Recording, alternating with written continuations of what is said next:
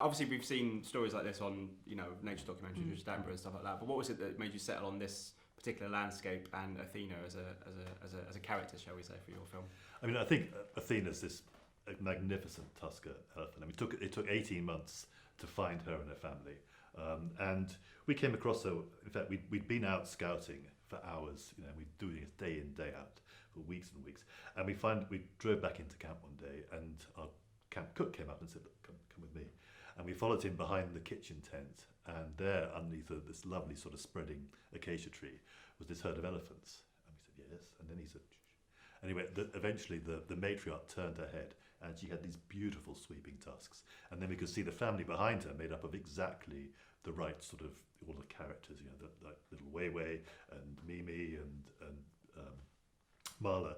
And we just thought we found our subject. Yeah, and there's a great kind of dynamic of family in this, with her and her youngers and the family all around her and stuff like that. Was that important to you to tell the story, that it was about, not just about the environment, but about this kind of family unit? Yeah, I think the film for me is as much about family, community, female leadership, the relationships between individuals. I think it's very, in fact, the thing we hear people saying most is, "I didn't realise they're just like us."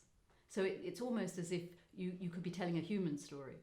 And I think all those threads that one is fascinated by looking at in a human family, you become equally fascinated looking at a herd of elephants. Yeah, and it's such a shame as well that they've become endangered and in danger of dying out, and they're becoming shorter in numbers. I mean, are you hoping that the film raises the right discussions, but also asks kind of the right questions to the people that can do something about it? Yeah, I mean, what really drives us is the fact that we think that, unless you know about something, unless you come to love it, you can't possibly be interested in looking after it, in saving it.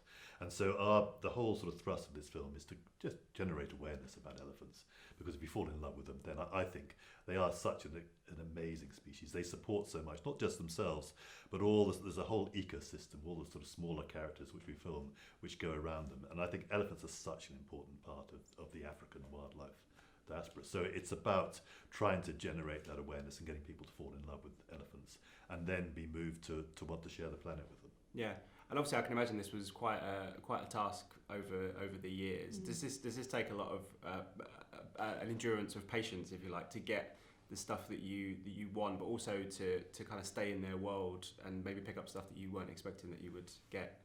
Yeah, I don't think it's so much patience that it takes, because it is all so fascinating. It's all part of the world we all live in and that we're all part of. So you're sort of driven to find out more, to work out more, to see what's going on, to tell the story, to share the story. And yeah, there are times when it appears very little's going on, but actually there's always something that you can take in and use later.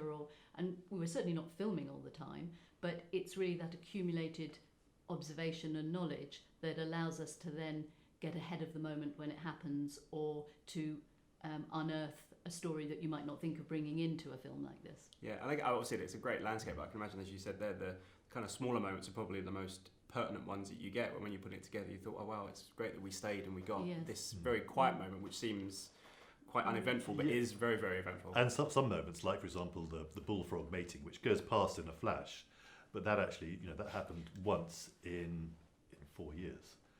And we just had to be ready for it. And it happens only when you get 3 or 4 inches of rain that falls, overnight, very dramatically, very quickly.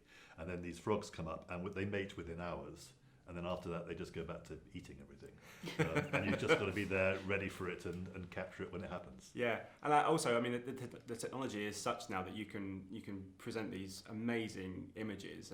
Some of the stuff that you've shot, whether I don't know if you shot in 4K or whether you shot in HD, but some of it it adds such a richness to everything. It's almost as if it's kind of happening. Well, that's live. great to hear. We actually shot in 6K and then down-res to 4K. Just because we knew we were a long time out, so we got in with red cameras, these high resolution cameras, right at the very start, with the idea of future-proofing what we were filming, and it was the best decision we made. And we also did the sound with Dolby Atmos, so it's completely all-encompassing, and it really takes you there. And I think that combination of highest possible quality image and sound takes film to another level. Yeah, I didn't even know there was a 6K. I thought it was 4K, I thought that was the top level. Yeah. And you've also been with the film for obviously making it, but also promoting it.